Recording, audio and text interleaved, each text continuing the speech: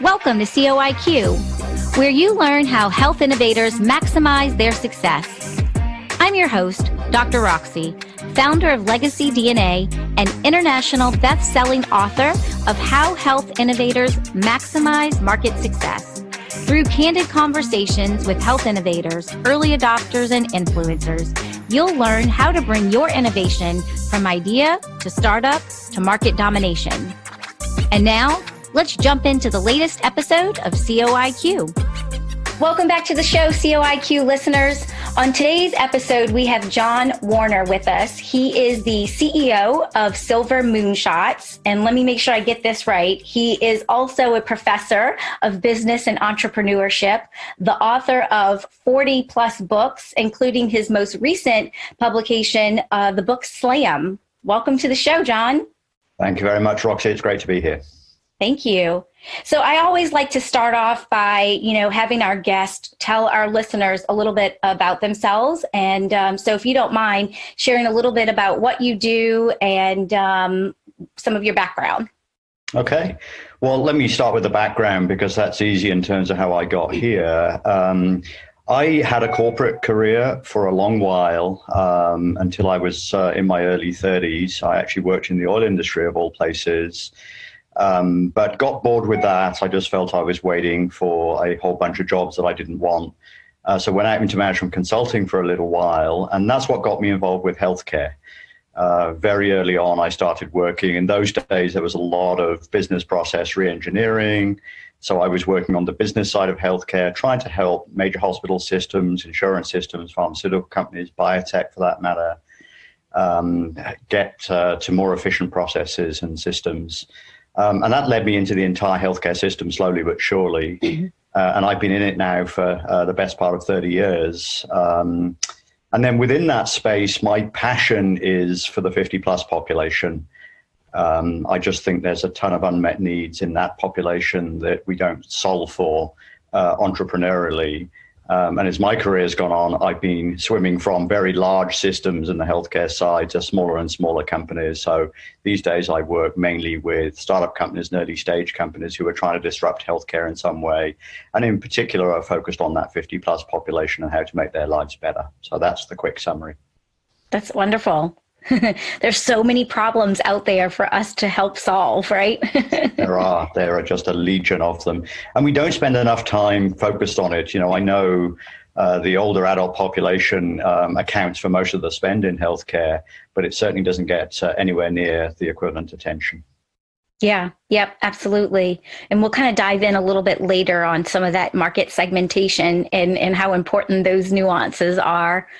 So can you explain from your perspective, how would you describe what's happening in healthcare innovation right now in 2020 and kind of in the past year?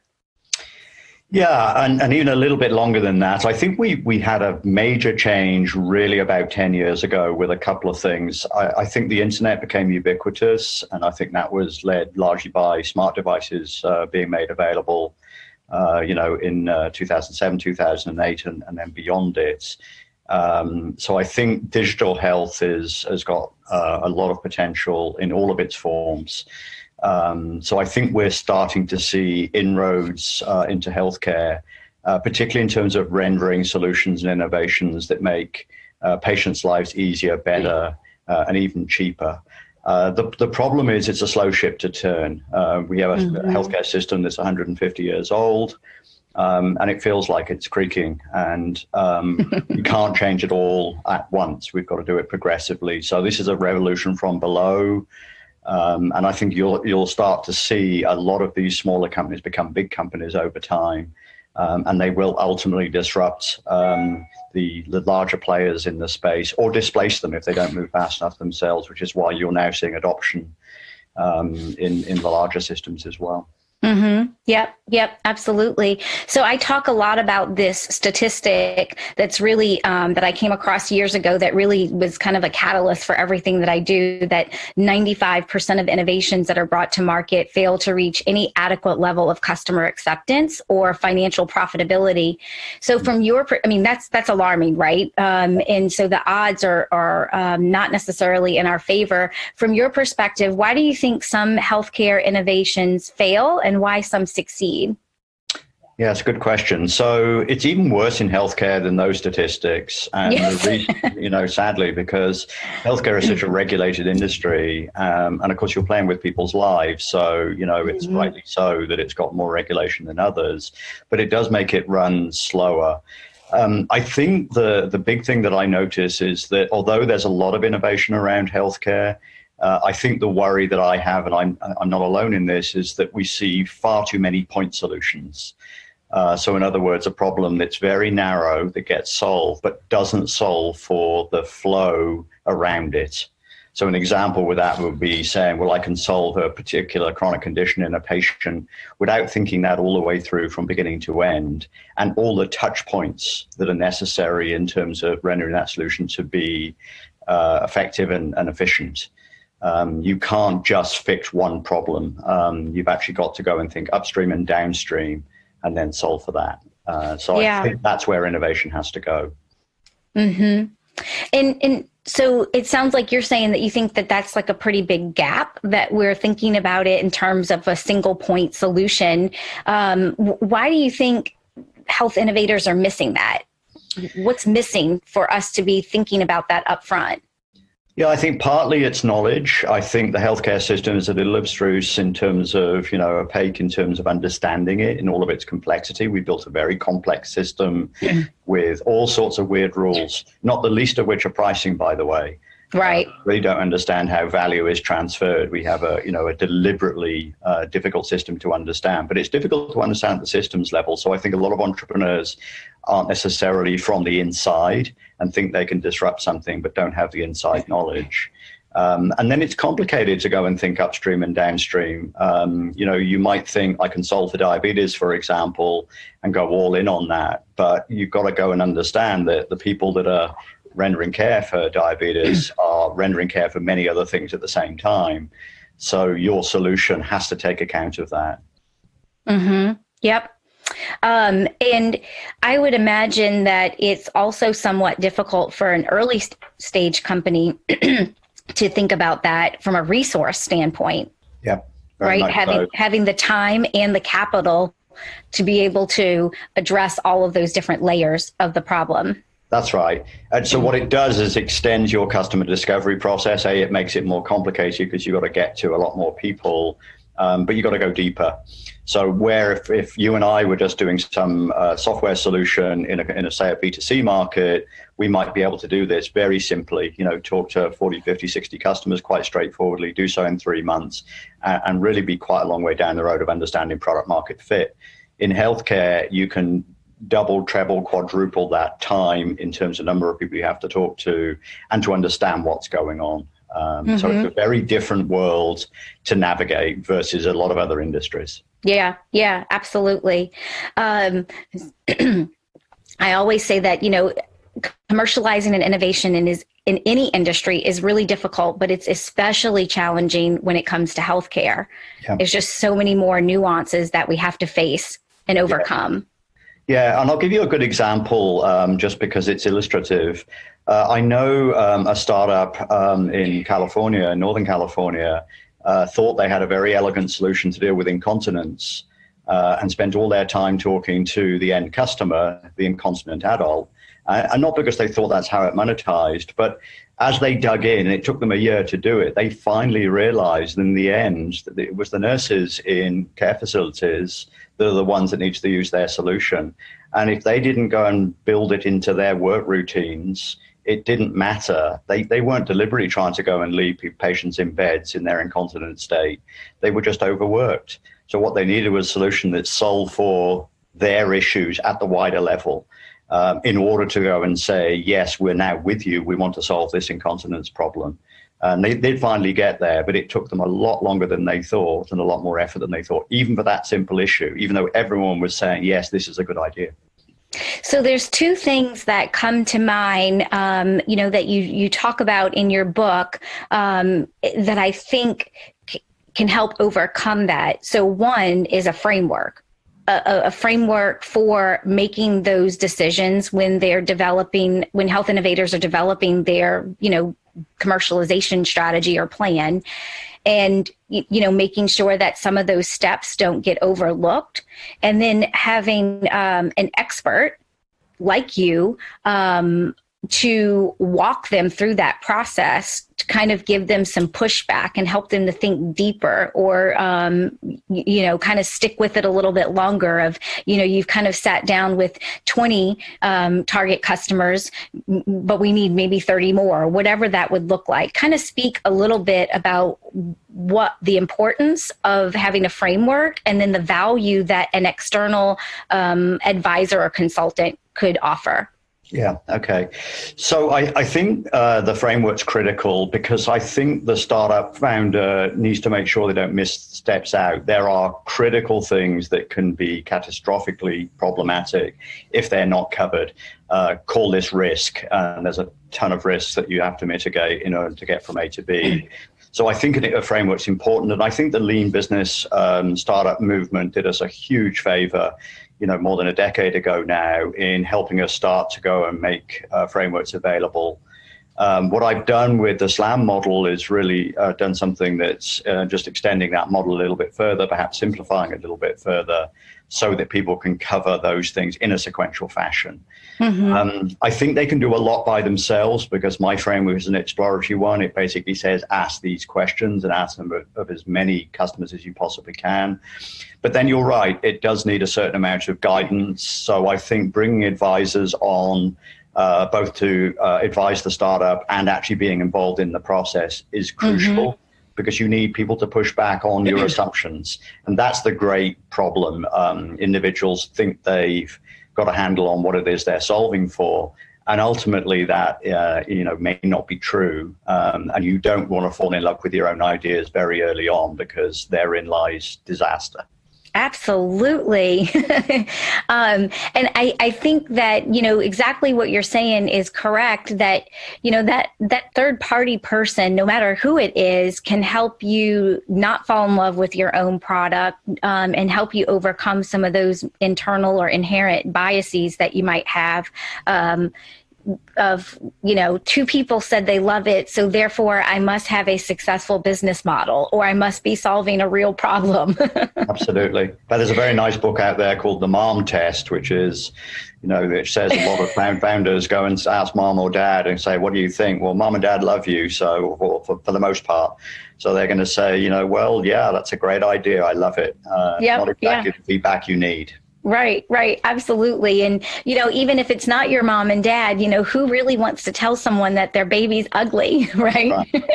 That's right. So I think that's the realm of professional advice for sure. Can you think of any examples of when you've worked with health innovators and you've had some of those difficult conversations and what that was like? Yeah, so for me, it's a regular affair. I run a little virtual accelerator every quarter, in which I have 6 companies that are trying to solve for something in the healthcare space, and typically it's in aging as well. So every one of those companies, in fact, we only invite them in when they have a mental readiness to accept frank feedback, not only from me, but from the mentors in the group. So that could be peer mentoring. And it's your ugly baby comment. It's just we all agree that we're not going to be precious about what we're putting forward. If we can't see it, we don't get it, we're going to say as much. So every company gets that kind of feedback at the beginning, if only to test the hypotheses. Tell me why, get deeper, tell me more, so that, and then test that. Now show me that you've got 10 customers that said their hair's on fire in terms of wanting that product or service that you're rendering. And if you can do that, you're going to get a long way. If you can't, think again. Again and again and again. And in fact, in the cohort, every time I do a cohort, I think someone's going to sort of emerge without a pivot. but they end up with mini pivots at a, at one level, and in some cases very major ones, usually at the end of a 6-week sprint. So pretty regular.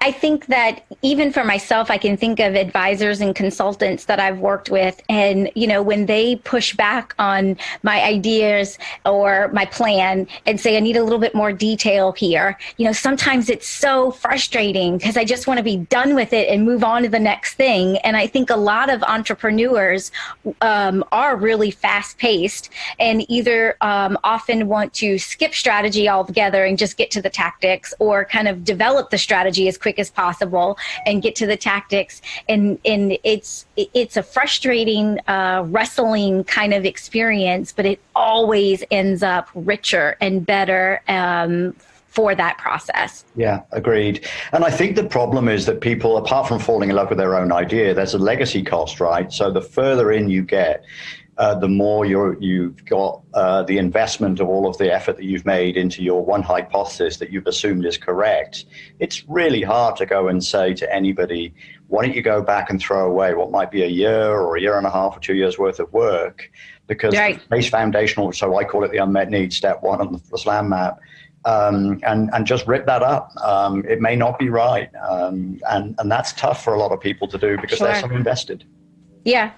I'd rather just throw another million or two at it and feel like I'm heading in the right direction than to realize that I've wasted a million or two and start over, right? Right, exactly. Yeah, definitely. Hey, it's Dr. Roxy here with a quick break from the conversation. Do you want your innovation to succeed, to change lives, to shape the future of healthcare? I want that for every health innovator, which is why I invented COIQ, an evidence-based framework to take your innovation from an idea to startup to full market adoption. If you're not sure where you are in the commercialization process, take the free assessment now at drroxy.com/score. Don't miss out on impacting more lives just because you have a low COIQ score. The free assessment is at drroxy.com/score. That's drroxie.com/SCORE. And now let's jump back into the conversation. So I want to, kind of take the conversation a little bit deeper into some of the nuances of a commercialization plan and some of the strategies and tactical decisions that are in your SLAM framework, and say, let's look at targeting. What are some of the strategies or best practices around defining a market that a health innovator is going to target, choosing between one or another one, and then also if you could just kind of speak to what are some of the barriers or the obstacles of getting that right that you often see. Yeah, okay. So I mentioned it in passing. Step one on the SLAM map actually has got at least 5 times more the power of any of the others. And the reason for that is because people need to know what problem they're solving for. And it's got 3 subparts for it. And I'm going to go all in this. I'm going to use my space, the aging space, as an example. And I know you and I have talked about this, Roxy, before. Yeah. Take the older adult market, the 50 plus. It's 115 million people in the US right now. So you can't really treat that as one monolithic whole. It's not a pejorative whole. Giving them labels like boomers and seniors doesn't help. It reduces it a bit, but it doesn't help. It makes them gigantic. So the trick I always think with the unmet need is to understand, have a hypothesis about something. There's a pain point out there or something that people need to gain. But the real question is which people, which tribe within that population is the one that cares the most. And you can define that demographically or psychographically or in other ways. So it could be, I'm just going to focus on females. I'm going to focus on people in their 70s. I'm going to focus on people that are tall or short. It really doesn't matter, but have a basis to go and reduce the size of the population so that they're reachable. And hopefully they're the ones with their hair most on fire, to use that same phrase again. So you can build a customer persona around that person. Yeah. Going all in on that is the game of entrepreneurship for me, because I think getting to a small tribe, and counterintuitively, the smaller it gets, the better it is going to help you so much later, because your capacity to sell to it is going to be so much easier. And as you get later in terms of the SLAM map, step 2 is build your team around that. Well, you're recruiting your team on the basis of that particular beachhead market, that particular persona, and their knowledge of that and how to reach it and how to engage with it. And then your value proposition in step 3 is going to be completely aligned then with what their needs are. And not just today, but in terms of your product pipeline as you're building out how it's going to iterate and improve as you get further down the path. You can add markets to it later. It may well be, taking something like the Facebook story, that, you can get to the world and get 2 billion people on your platform. But I can't think of a single startup that ever got there that quickly, even if it was a fairly viral growth curve. They always started with a narrow segment. In Facebook's case, it was first-year Harvard males. That was it. And they spent their first 6 months doing nothing but that, not trying to boil the ocean. Yeah, yeah. And I think that what we're talking about now is so obvious, but yet it's really often overlooked. I was just having a conversation with someone a couple of weeks ago, and they had 3 markets that, from their perspective, they could pursue. There was the problem that they were looking to solve. 3 different market segments were experiencing, and their approach was, I have a few relationships here, a few relationships there, a few relationships here, and so it really wasn't strategically looked at, like, what are the competitors in each one of those segments, and like you said, which one of these have their hair on fire, which ones are like really looking for a solution versus the ones that I'm going to have to go and try to persuade them and convince them that they have a problem that we can solve.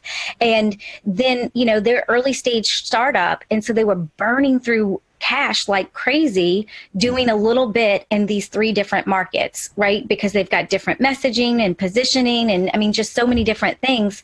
And I just thought, like, this is a red flag. This is one of those pitfalls that, again, seems so obvious, but are real problems that help us, that prevent us from, changing the odds of those successes. That's right. And I think it's fundamentally, you need to think about it in resource constraint terms. You've only got so much time and bandwidth and money or other resources available when you're a startup. You're not a big company. You can throw a lot of money at things typically. Yeah. And even if you can, you don't want to sort of spray your bullets everywhere, to use that analogy, in the hope to hit your target. So for me, the greatest frustration is someone that says, I think everyone's going to love this. Or even worse, I'm going to go B2C and B2B at the same time. Right. They are completely different marketplaces. And then if you put B2B2C in the middle of those, that's a different one again. So it's not only getting narrow, it's actually saying, well, let's try and do this in a sequential fashion so we can get conversion. In the end, what investors want out of companies in any industry, not just healthcare, is customer acquisition. Yeah. So saying I've got a lot of targets sounds like it's attractive. Look at all the targets I could reach. It isn't. Most investors say, no, go to an incredibly narrow target and convince me you can get 100 customers. Then I'll invest in you. It's that simple. Right. Yeah. Oh my goodness. I have that conversation too, because I work with folks that say, oh, the market potential is 1 billion and all we need is 3%. And they, like, that's going to be the persuasive story. And it's like, no, that's where we're running. Right. Exactly. So let's talk about what are some of the other strategies that you recommend for health innovators that are in the trenches right now, that are building out those go-to-market and commercialization plans? Okay. So later on, once you've actually got, and when people look at the SLAM map, they'll see those first 3 steps I mentioned: unmet need, the team that's going to solve the problem, and the value proposition are the 3 things that are in product market fit. You spend all your time on those. The rest is really understanding the market you're entering. So what customer discovery is doing for you in a de-risking sense is making sure you've done several things. So number 1, you've got to size your market. How big is it really? You mentioned, there's $1 billion market out here. I rarely believe those kinds of numbers. because that might be what a total market is at a total addressable market level. Yeah, yeah. What's your reachable market is a very different number, and that needs research. So people should be doing a lot of sizing and carefully doing so. Go-to-market is then obviously very important. I can't believe how many startups tell me that they're going to big things up on Facebook or use SEO to solve this in markets where people aren't even searching on Google or not even looking at Facebook. There are multiple marketing channels. You've really got to go and pick the few that can reach your customer tribe. Yeah. And that takes work and research, of course. And then you're going to be diving into your customer acquisition costs in those channels, and then your long-term value you can create, and making sure those numbers are available. Pricing is then really important, and that's not just sort of arbitrarily just slapping a price on your product or service. It's about the value you're adding, and then what share of that value you're going to take in order to render the service you are. That is a lot of careful work. And then finally, it's about, for me, getting into the ecosystem, understanding the market you're entering, and how are they going to react to your entry to it. So in some cases, that's obvious. Competitors are going to be making moves against what you're doing, and you should know who they are and what they're going to do, or at least try and project it. But there are influencers in the market, there's buyers in the market, and there are other sort of influencers that are around. So you really want to map all of that. I love to draw the ecosystem in a very detailed fashion so we can understand it. And that's particularly important in healthcare because it's typically so complicated. Yeah, yeah. And that makes so much sense to overcome the challenge that you mentioned earlier in our conversation about, I'm targeting one group. And as I dig into it, I realize that those aren't going to be those decision makers. And I could have had an entire robust plan for the wrong market. That's right. Wrong market, and you make a very good point, or wrong decision maker. In healthcare, there's a couple of things that often cause mini pivots. One is we're targeting a particular customer, and that customer isn't the buyer. They're an influencer, but it's somebody else who's the buyer, so who actually holds the money and got the final decision. Or it might be a team buy. In healthcare, I find half the time it's a team buy. And you better understand how the team plays together because they recommend to each other. So if they're going to go and adopt a system and pay you a SaaS fee at $1,000 a month or $10,000 a month, you might have to get to 5 people. So it's really important to understand who those 5 people are in a given industry, for example. Yeah, absolutely. And those 5 people might have different pain points that they're looking to solve for, right? Different messaging. Yes. Well, and if not different pain points, different criteria by which they make a judgment. So if I'm the CFO as opposed to an executive director, as opposed to a chief medical officer, I've got completely different criteria that I'm using to judge what I get out of this. So then it's about the differentiators. It's about the value proposition and making sure it's pitched in such a way is those different stakeholders in the decision think, this is going to give me a real benefit here. So I'm prepared to go and write my signature on the purchase order. Yep, absolutely.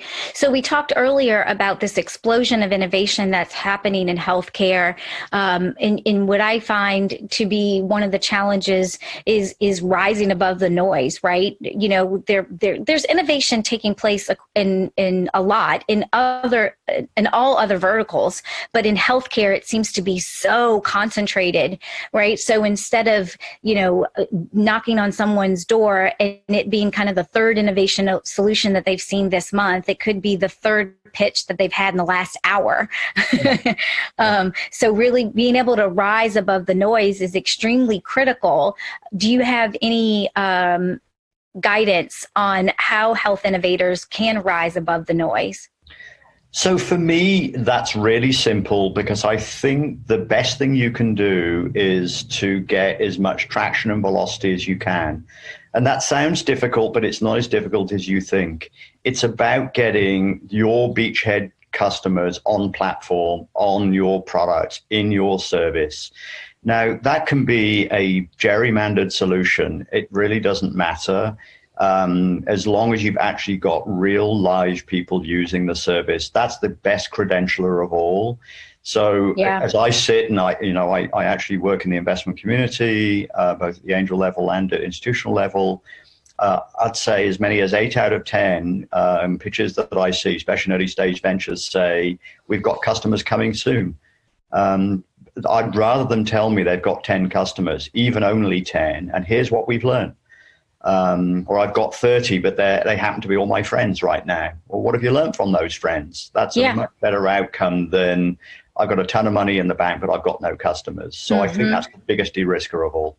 Yeah, yeah. And I think you kind of allude to this idea of, eventually we get to the whole product configuration, but in the early stage, going back to lean startup, this MVP, right? Yeah. And it's interesting. I feel like this is a very lively topic in healthcare because, and I am interested to know what your perspective is on this, but, when you talk about MVP in other industries, everyone's like, yeah, that makes sense. Let's do it. And then in healthcare, they're like, oh, we're talking about patients' lives. So we can't do minimum viable product. We need to have the whole enchilada. And so just kind of talk a little bit about that. What is an MVP and how can you do an MVP in healthcare and still not put people's lives at risk? Yeah. So the one thing we've got to be careful about in healthcare is that you're right. This is a complete defense mechanism to go and say we deal with people's lives. Well, 90% of healthcare doesn't deal with people's lives. It's a giant industry. We spent $3.5 trillion. At least 90% of that is spent on the systems that render care to patients at the end. Not everything is a life-threatening event. So I think we need to understand what we're talking about. But even when it does, even when there's patient outcome, I don't think MVP means terrible quality and patient life-threatening. Exactly. I'd be looking for that very early. So if we're going to go and do something, MVP doesn't mean we're going to put something in a surgeon's hands and they're going to be killing several patients in order for us to get to A to B. That's unacceptable, clearly. So I think in the world of medical devices, and I think in the world of biotech and pharma, it's why we do so much research and testing. And as you know, that very often starts on animals and so on in order to get to humans. That's just a given in the healthcare industry. But I think it's a crutch elsewhere. I think 90% of the time, healthcare is no different to any other industry. I think it's one where we can understand the risks we're taking and still get an MVP to market that's high enough quality to be acceptable. Yep. Absolutely. I couldn't agree with you more. And I do that pushback of, what we're talking about with the MVP is something that's safe. It just doesn't have every bell and whistle, every feature and functionality that's going to make you feel really good about what you're bringing to market and from an ego standpoint. Yeah. But it's going to be, to your point, enough to get some customers to validate the business model. Yes, absolutely. And in big industries, just to give you another example, in, say, the healthcare payer space, innovation there is largely around the payment model. It's got very little to do with anything other than thinking about insurance in different ways or thinking about how data is presented or how population health is best understood in terms of the process. So, apologies, Roxy. So I think we just have to understand which particular bit of healthcare we're talking about. It's a giant industry. I read a nice article recently saying it had 127 sub-industries, and 60 of those are over $1 billion. So we shouldn't really talk pejoratively about healthcare as if it's one entity. My goodness, that is so true, right? No different than the aging population kind of being lumped together and kind of lumping healthcare together. Yeah, exactly. Yeah, that segmentation is just so important. Critical. Yeah. So let's talk a little bit about pilots in healthcare. What does a health innovator need to know to make sure that they are getting a pilot, getting the right pilot, and making sure that they're getting the results of that pilot relationship that they're looking for? Yeah, it's a really good question. So pilots have had an interesting history, and we've got a little bit of tiredness around pilots on both the startup side and on the pilot taker side these days, because there's so many, test the idea, and it looks as if it's a safe way to go, but it can be problematic. Mm-hmm. So first of all, make sure your pilot is with the tribe you want to test it with. You don't want to say yes to everybody. If it doesn't fit your persona, doesn't fit the market you really want to serve, don't do it. When you do, I think you want to try and do it on a paid basis if you can. Even if it's not fully paid, you want to try and make sure that it's partly paid. and your costs are covered. It'll play better if you're looking to seek outside investment. Free pilots, I think, are a problem all the way down the line and will come back to haunt you. Yep. And then I'm a big fan in pilots of actually writing a pilot agreement that says, here's what we're trying to achieve. So we've got clear objectives of the pilot. We've got what the startup company will be doing in terms of its core responsibilities, what you expect the pilot entity to be doing. And then what are the metrics by which we're going to measure that? And if we hit them, that we've even got a mechanism to say we're going to convert it away from pilot into a full operational sale. So you can bake that in really at the beginning when you write a good agreement. It doesn't need to be a long agreement. I've seen very good agreements on 2 pages. Objectives, here's what we're going to do, each of us, responsibilities on both sides of the fence, the metrics by which we're going to measure, and the conversion mechanism. If we hit these targets, we'll agree this pricing, for example. Yeah, absolutely. So we're talking a lot about best practices when it comes to commercializing an innovation. Who are some companies out there or leaders that are doing it well? Do you have anyone that comes to mind that you're saying, hey, innovator, you're in the trenches right now. This is somebody to, you might not have the same business model, but this might be somebody to at least look at because they are either beating the odds or they're destined to beat the odds. Yeah, there's actually almost too many to mention. Okay. There are companies that are getting their customer right and are going in a very good direction. I mean, it's not constrained to healthcare, of course, but you've only got to go and look at the high velocity companies that are actually growing their revenue line, not their investment line. So when I see headlines that are about, I raised 20 million or 50 million or whatever the number, I'm not impressed because they raise money. I'm impressed because their revenue numbers look good. So if you think about the fast growth companies, let's use Oscar Health as a good example of that. They found a need in the marketplace and went after it and chased revenue very hard, in that sector. And I don't mean to single them out particularly, but I think they're a particularly good example of being very customer acquisition focused. And I think it's the companies in healthcare that are doing that. There's a lot of them in the social determinants of health area, in population health, in health AI, that I think have got the same model that's well worth emulating when you're a tiny company trying to start up in the space. Again, I'm sorry, it keeps anchoring back to it. It's back to customer acquisition and the revenue line more than how much capital do I need to go and survive for as long as I need to in this difficult industry. That's the wrong mentality for my money. Yeah. So John, I think we're getting to the end of our time here today, and I want to just kind of throw out one last question for you. We've got so many of our listeners that are in the trenches right now. Is there anything else that you would want to share with them? I'd like to go back to find that pain point. I think that comes down to being aware. So if you're working in healthcare and you might be a nurse, you might be a trainee doctor, a doctor, or someone else on the business side, it doesn't matter. Or maybe you just have had some experience of the healthcare system. You don't work in it, but you've had one of your family members, for example, use it. Pay attention to the pain points that you've experienced.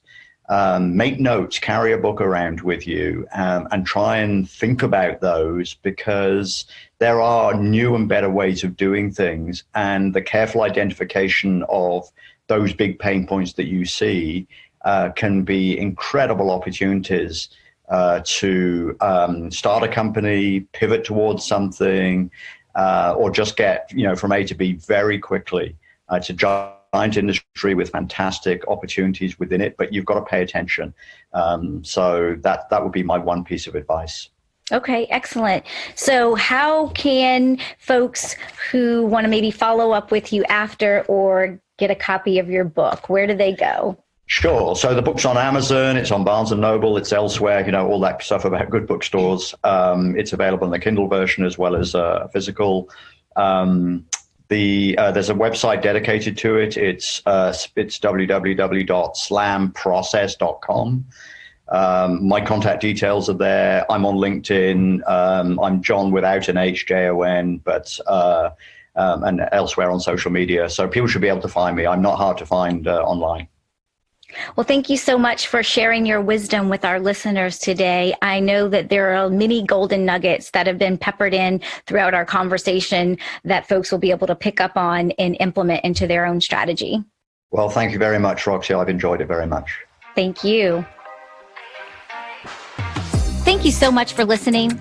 I know you're busy working to bring your life-changing innovation to market, and I value your time and your attention. To save time and get the latest episodes on your mobile device automatically, subscribe to the show on your favorite podcast app like Apple Podcasts, Spotify, and Stitcher. Thank you for listening, and I appreciate everyone who's been sharing the show with friends and colleagues. See you on the next episode of COIQ.